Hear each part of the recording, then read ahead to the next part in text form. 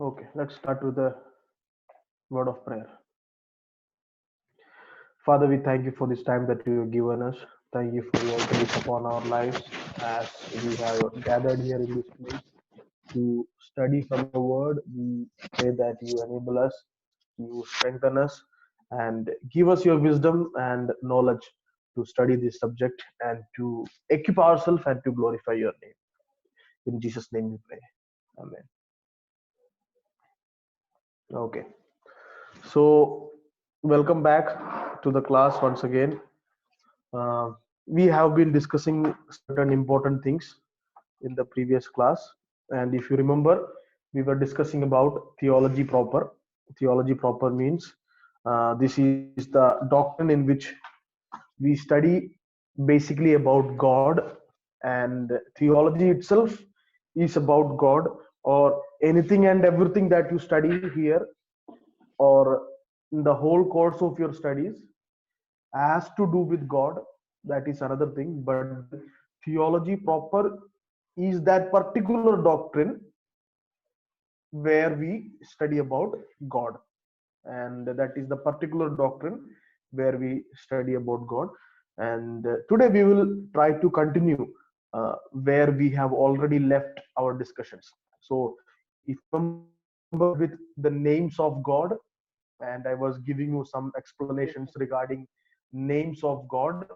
And then from there, that was a very small topic. And then where after that we moved into little uh, tougher or deep topic, which is arguments about the existence of God. Now, before I go little more further, I will just want to revise what we have already studied with relation to this particular topic, that is existence of God. Now, as a Christian, we believe that God exists. Now, in the church, if you say that do you believe God exists, everybody will say yes, God exists, that's why we are here, that's why we are worshiping. Now, if you ask those people in your church, okay, give me a proof that God exists, give me a proof. Now, if I ask you, or if somebody else asks you, okay, give me a proof that there is a person called Siju Abraham in Harvest Mission College. Now, you two are asked this question, two of you, James and Samuel. How will you do? You can prove this thing very easily. Now, if you ask me how, you can take that person and bring that person to me and then see and tell them, see, you can see this is this person.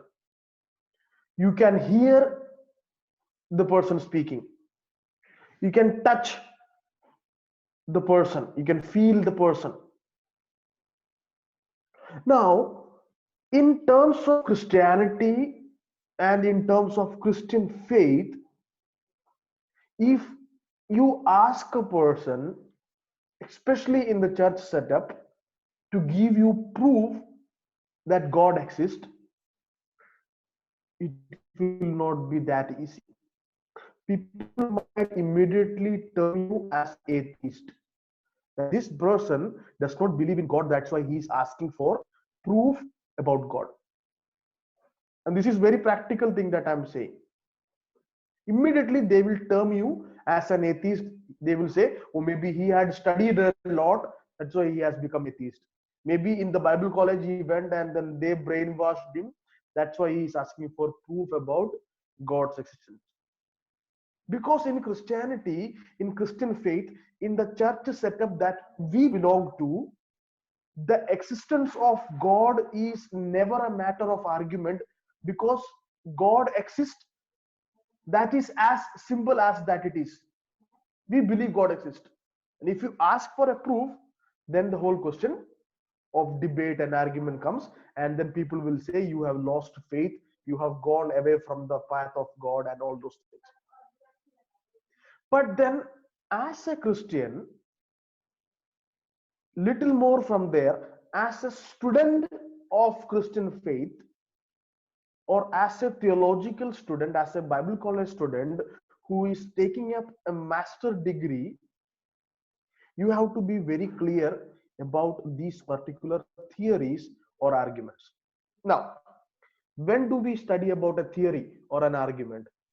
Now, both of you have finished your schooling, and then you might have seen that from the 6th standard,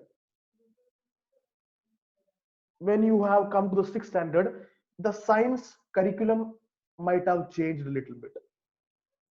Maths might have changed a little bit. Class 1 to 5, what you were taught were entirely different from what you are taught from class 6 onwards. Your science textbook might have started telling you, okay, if you put this particular seed in the soil and give it water and sunlight, wait for 4 or 5 days, what will happen?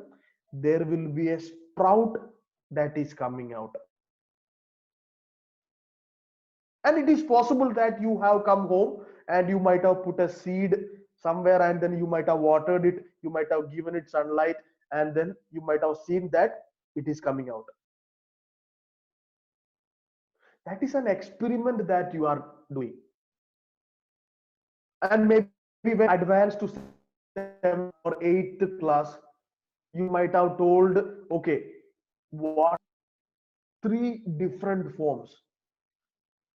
It has a liquid form, it has a solid form, it has a gaseous form in the form of vapor, gas.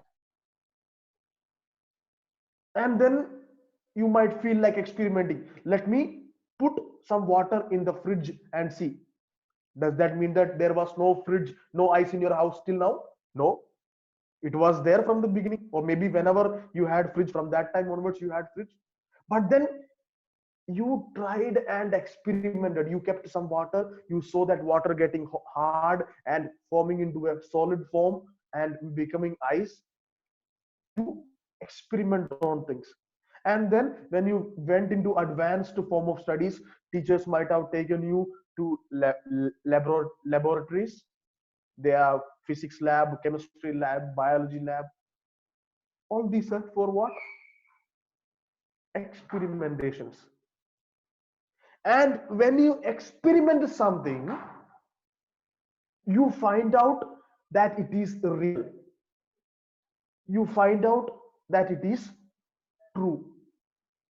One example from that what we have discussed right now is, you have experimented this thing that water, when it is stored in this particular temperature, and that temperature that you can get in the freezer of the fridge, it will become what? Ice. It will become the solid form. It is the same H2O. It is the same H2O, 2 molecules of hydrogen, 1 of oxygen, H2O. That is the same thing. But then when it is stored in this particular temperature, what will happen? It will change its form to the solid state. Solid, liquid, gas, 3 states. It will change it into the solid state. It is an experimented truth. Now, if somebody asks you, you can say yes, there is a. If you don't believe, I will show it to you. I will prove and show it to you. Something similar is happening here also. Something similar is happening here also. Why? Because we are using our reasoning capacity. The capacity of reasoning. Now, if somebody tells me it's very hot, very, very hot, I will not be able to believe, or I will not agree. I'm not talking about James, who is sitting in Kerala, or Samuel also. I don't know whether it is cold there, but here it is very cold now. If somebody comes and tells me it's very hot, at least at this particular time, maybe if it comes to 12 o'clock and all, maybe I'll say it is hot. But now at this particular time, when I am wearing a sweater, and I myself is feeling that cold, my reasoning will never allow me to accept the fact which this person is telling, that it is cold. I will say it is not cold. I mean, it is not hot, it is cold. I will say like that. Why? Because my reasoning is working, my reasoning is functioning. So in the previous class, we saw one argument, that was the cosmological argument. The cosmological argument on which our first theory was based. And today, I am going to take you to some more arguments, maybe three more arguments. And I would like to put it on your screen there. So make sure that you watch the video of the first argument one more time and go into this one. So this is the topic that we are discussing today. Okay. Here on your screen, you have this particular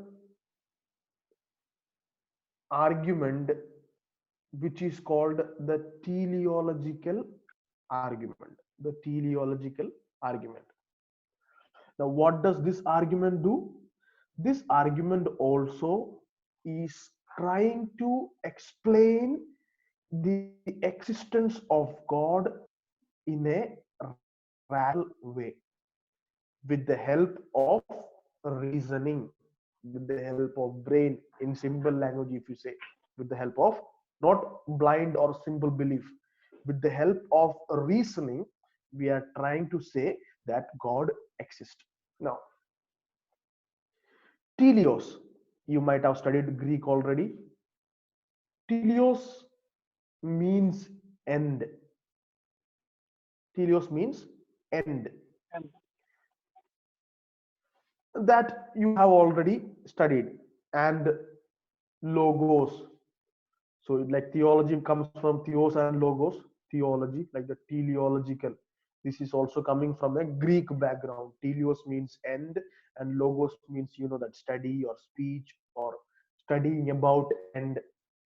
Now, teleos has two other meanings. First one can be understood as purpose,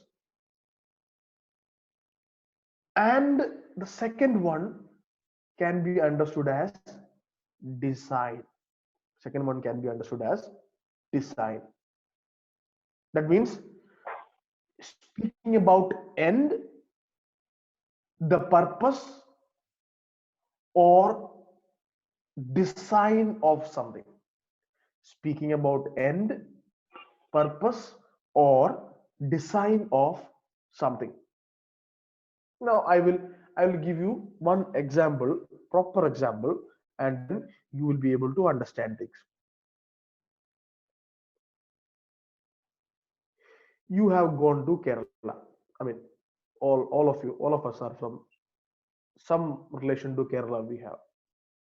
Now, Kerala is a place where I love to travel, especially I love to travel in the KSRTC bus, like the ordinary bus, the KSRTC ordinary bus, or the super fast bus, not the Volvo buses and all that we have right now, but the older form of bus with the red one, red and white one, that cream colored one. Yeah, because the driving they do, it's very fast. First of all, it's thrilling, and then you can see a lot of greenery here. And then Kerala is very famous for good architecture. Architecture in the sense houses and all. Unlike in cities, Kerala's houses are single houses. People, one family live in one particular house. But in cities, what happened?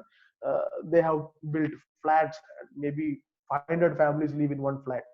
Flats are there in Kerala, but that is not our discussion. What I'm trying to discuss here is, when you travel through the places in Kerala, you will see beautiful houses, two floor houses, especially very beautiful houses, different colors they use. Why Kerala's ads have more ads about paint? You might see Kerala ads will have more ads about advertisements about paint. and then you will see that on the houses, orange color, green color, blue color for this particular pillar color. And then you might have seen very, very beautiful houses. Sometimes when I travel in these buses, I just take a ticket and I travel. Just not, I want to go to a particular place. No, I just get into a bus, take a ticket, and just travel. Just I feel that good. So when you travel across these places, when you see a particular house which is very beautifully built, you look at it, it is so magnificent. It looks so good. What will you think? Will you say that this house, it just came up like that? Or will you think No. that there Wouldn't might be say. somebody who had worked behind this complete formation of this particular house? Obviously, this beautiful house that you are seeing did not come up just like that. It did not just come up just like that on one bright day. Nothing was there, and then today you see there is a beautiful, beautiful house. No. If you carefully analyze, you will see, yes, there was a designer or an engineer who had carefully designed each and every measurement of that house. There are people who had worked behind each and every brick in that house.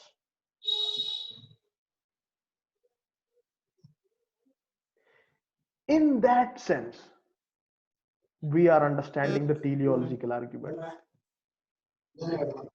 What we mean to say is, look at the universe,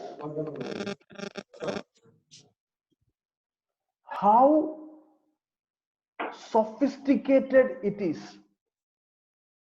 How sophisticated it is. I'll give you one example, okay? Just take one leaf from a plant. Leaf from a plant. I think you all have studied science and maybe you are coming from a science background also. Keep it in some solutions that they use in the biology lab and chemistry lab and all. Some solutions you keep it, some liquid solutions, you keep it and then you keep it under the microscope. You will be able to see millions and millions of cells within one small leaf. Within one small leaf. And each of that cells perform particular functions for the growth and development of the tree. Food is prepared in those parts of the leaf. You have studied about photosynthesis. Water is carried through the parts of the leaf. You might have studied roots connection to the trees and the leaves.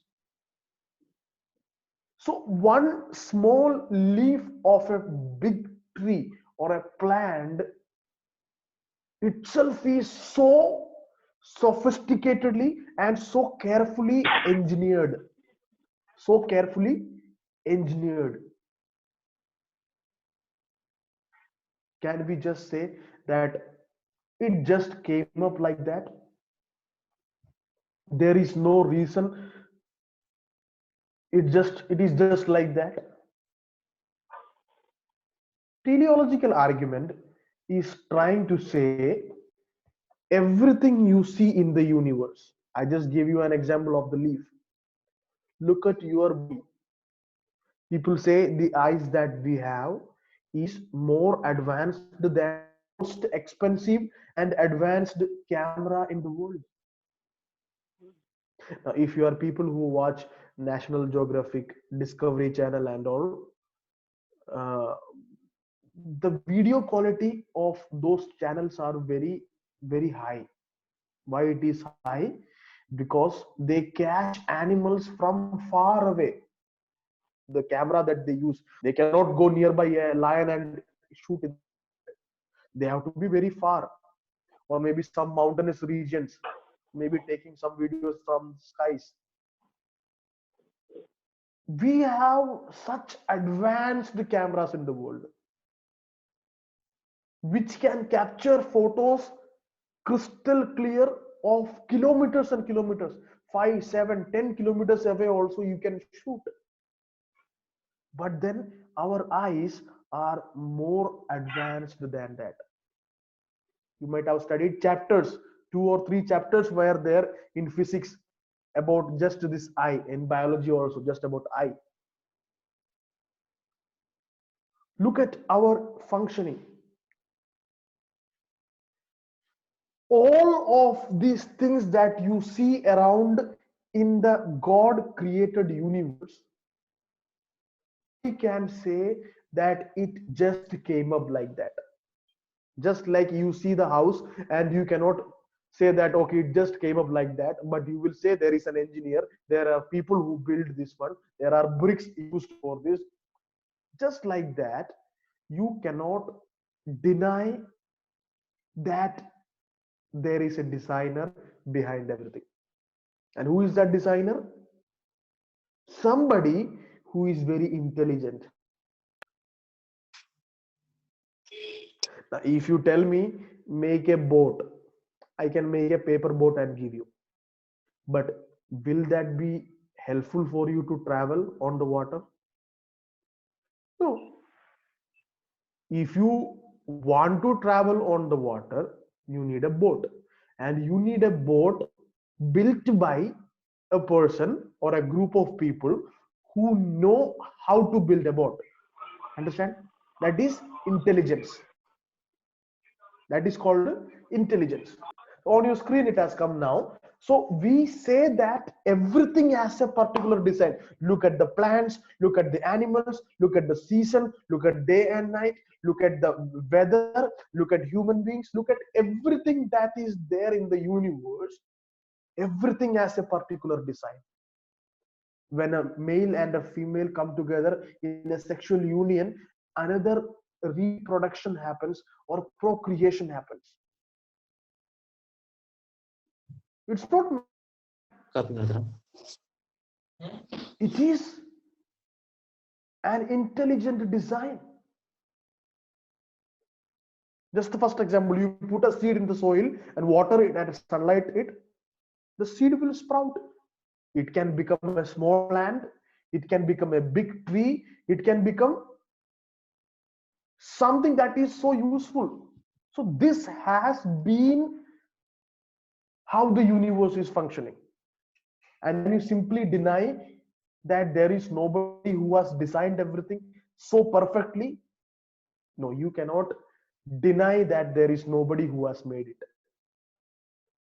So the design of the universe, the purpose of the universe shows us, okay, see, there is somebody who is a designer, or there is somebody who is called an intelligent designer. And theological argument says, yes, that is God. That is God. That is God. Science also believes that there is purpose, there is end, there is design. But science don't want to believe God. Why? Because they don't consider proofs about or arguments about existence of God as valid. Science want to believe that universe came up just because of a big bang. Have you heard about Big Bang theory? You might have studied that an explosion happened and everything came up. How is it possible?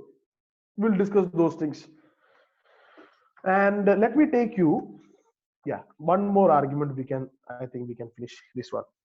Let me take you to the second argument that will come up here, which is called the experiential argument.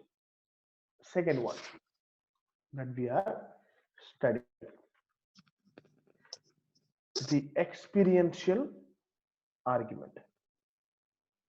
Now I'll explain this one. also to you, and then I'm sure that it will be clear. Let's look into this particular one, experiential argument.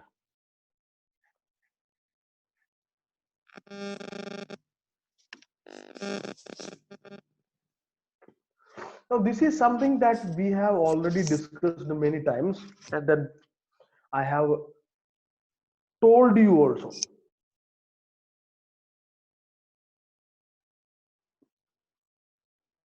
Okay. Now, you have to look at this one. Here, we are going for a experiential point of view. Now, before that, I want to give you this particular example from here. You see there, physical hunger indicates the existence of food, physical hunger. Now, I did not have my breakfast. Maybe in a few minutes or hours, I might feel hungry. I might get angry. Obviously, I'll get hungry. Physical hunger. What does it indicate? It indicates that this physical hunger that is there in me indicates that, okay, what is there? There is food. If there is food, there is food. Maybe in a cooked form or a raw form, or some food hanging on a tree or a bazaar or a supermarket or a mall, but food is there in the world. Physical hunger is indicating to that only. Maybe in my kitchen it is not there. Maybe I am a poor person who is struggling of hunger and poverty, but still if I feel hungry, it indicates to the fact that there is food. There is food. Now let me put it in a different sense. See, we are using reasoning. We are using reasoning to argue about the existence of God. Now, each and every person living in this world has a spiritual hunger also. Physical hunger for food and a spiritual hunger also. Remember, I have always given this example of people who has nothing to do with religion, who has never seen a temple, never seen a mosque, never seen a church, never know the idea of church or worship or religion, but living maybe in a jungle, who has not come out of that forest. Their whole life they have lived and died in that jungle, but then still those people also will have this thing called spiritual hunger. That's why some people worship stones, some people worship souls, some people worship spirits, some people worship demons, some people worship natural things. Some people say that there is something supernatural beyond the natural. Why? All spiritual hunger. Physical hunger is a reality, but at the same time, we are looking into this particular thing called spiritual hunger. And they all experience that. They all experience that. It is called a sense of divine. What is this experience? We all experience a sense of divine. An experiential argument says we have this sense, we feel it, that there is somebody who is more powerful than me. There is someone who controls the universe. There is someone who is powerful than the human beings. You call it a force, you call it a Shakti, you call it a supernatural, you call it a beyond human understanding. Whatever name you call, but you cannot deny that I feel that sense. How do you feel? With your sensory organs, with your eyes, with your ears, with your nose, with your tongue, with your skin. Whatever sensory organs that you have, you feel that and you experience it.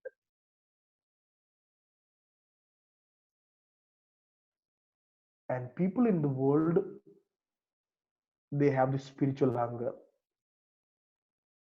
Maybe out of fear, I don't know. Mostly out of fear for many people.